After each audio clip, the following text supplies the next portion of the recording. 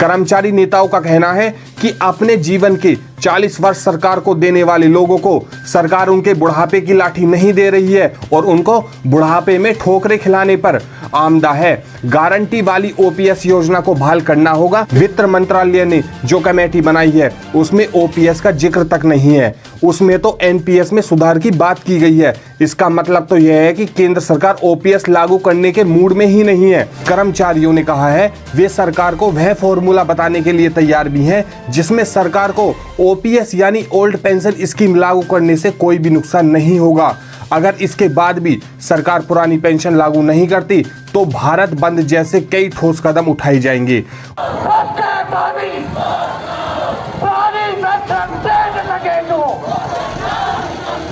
नमस्कार दोस्तों, इस वक्त की बहुत ही बड़ी खबर सामने निकल के आ चुकी है। पुरानी पेंशन बहाली मुद्दे पर केंद्र एवं राज्यों के कर्मचारी संगठनों ने पुरानी पेंशन बहाली पर मंशा जाहिर कर दी है और गुरुवार को दिल्ली के रामलीला मैदान में देश भर से आए लाखों कर्मचारियों ने ओपीएस बहाली को लेकर भरी हुंकार। जी हां, कर्मचारियों ने दो टूक शब्दों में कहा है कि हर सूरत में केंद्र और राज्य सरकार को पुरानी पेंशन बहाल करनी ही होगी। इसके लिए कर्मचारी संगठन अपना आंदोलन जारी रखेंगे। सरकार को अपनी जिद छोड़नी ही पड़ेगी। कर्मचारियों ने कहा है वे सरकार को वह फॉर्मूला बताने के लिए तैयार भी हैं जिसमें सरकार को ओपीएस यानी ओल्ड पेंशन स्कीम लागू करने से कोई भी नुकसान नहीं होगा। अगर इसके बाद भी सरकार पुरानी पेंशन लागू नहीं करती तो भारत बंद जैसे कई ठोस कदम उठाए जाएंगे।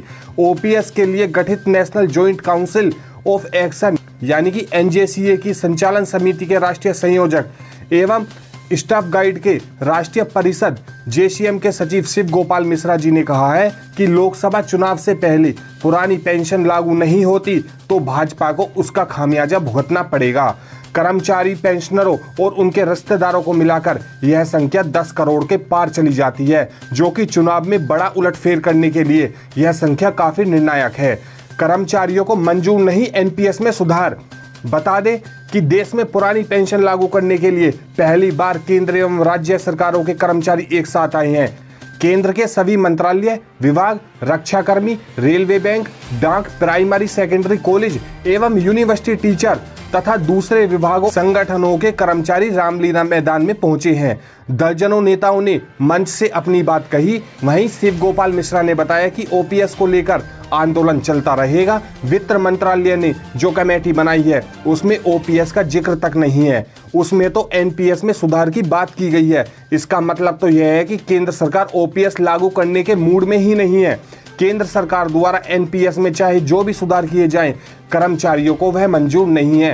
कर्मचारियों का केवल एक ही मकसद है, बिना गारंटी वाली एनपीएस योजना को खत्म किया जाए और परिभाषित एवं गारंटी वाली पुरानी पेंशन योजना को फिर से बहाल किया जाए, जिसके लिए देश के सभी हिस्सों में आंदोलन चल रहा है। वहीं शिव गोपाल मिश्रा के मुताबिक यह पहली बार हुआ कि जब एक ही मांग पर केंद्र और राज्यों के लाखों कर्मचारी एकत्रित हुए।